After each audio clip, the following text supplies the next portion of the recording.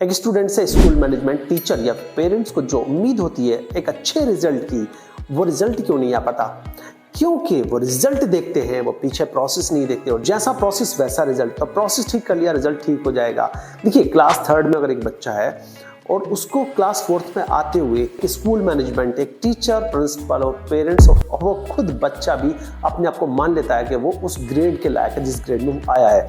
जैसे बच्चा 2023 में क्लास 3rd में था और 24 में वो क्लास 4th में आता है, तो क्लास 4th तक वो बच्चा खुद भी अपने आप को मानने लगता है कि हाँ, मैं इस लायक हूँ, जबकि वो उस लायक नहीं होता है। उसकी सारी सीरीज टूटी होती हैं, उसके मैक्सिमम टॉपिक कवर नहीं होते हैं, बहुत कुछ छूटा हुआ होता है। तो इसके लिए करना क्या होगा?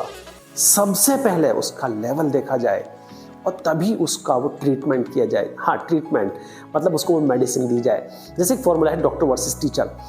एक सवाल है आपसे कि एक डॉक्टर के पास अगर 30 पेशेंट जाते हैं तो क्या वो 30 के 30 पेशेंट को सेम दवाई देगा? बिल्कुल नहीं। तो वैसे ही एक टीचर के पास अगर 30-35 बच्चे होते हैं तो क्या वो उसको सेम ट्रीटमेंट यानी सेम दवाई देगा, यानी सेम उसकी प्रॉब्लम का सॉल्यूशन देगा? नहीं। सबकी प्रॉब्लम अलग, उधर सारे पेशेंट के रोग अलग हैं, इधर सारे स्टूडेंट्स की प्रॉब्लम्स अलग है।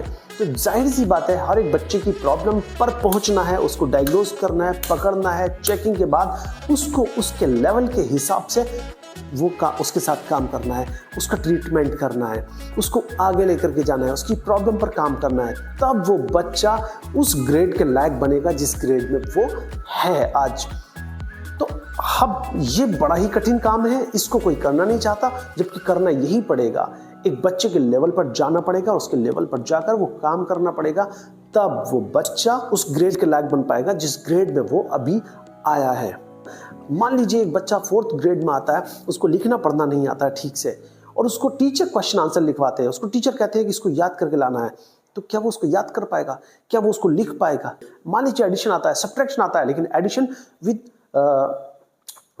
कैरिंग नहीं आता है, सब्ट्रैक्शन विद बोरो नहीं आता है, उसको मल्टीप्लिकेशन नहीं आता है, उसको डिवीजन नहीं आता है, तो क्या वो आगे के मैथ्स को कर पाएगा? कभी नहीं कर पाएगा। तो हम देखते हैं रिजल्ट को, और रिजल्ट को देखने की बजाय अगर हम प्रोसेस को देखने लगे तो ऑब्वियसली हमारे रिजल्ट वही होंगे जो हमने प्रोसेस लगाया। बस हमें प्रोसेस पता हो, आंखें बंद करके वही रिजल्ट आएंगे जो हम चाहते हैं। अब प्रोसेस हर एक स्किल का एक प्रोसेस है, पढ़ाने का एक प्रोसेस है। जो अभी मैंने आपसे बात किया, बच्चा नए किसी क्लास में आता है, तब उसका एक प्रोसेस है, चेक किया जाए, उसके लेवल पर जाया जाए। जैसे एक माँ अपने बच्चे को समझाती नहीं है, समझती है, वैसे एक टीचर को उस बच्चे को समझना है, समझाना नहीं है, और समझ करके उसकी प्रॉब्लम पर पहुंचकर उसके साथ उसकी प्रॉब्लम का सॉल्यूशन देना है, जैसे एक माँ अपने बच्चे को समझ करके सॉल्यूशन देती है। आई होप कि ये वीडियो आपके लिए बहुत यूजफुल रही होगी। वो यूजफुल हो तो इसको प्लीज दूसरों के साथ शेयर जरूर कीजिएगा। Thank you. मिलते हैं एक नई वीडियो में, नई लर्निंग, नई बातों के साथ।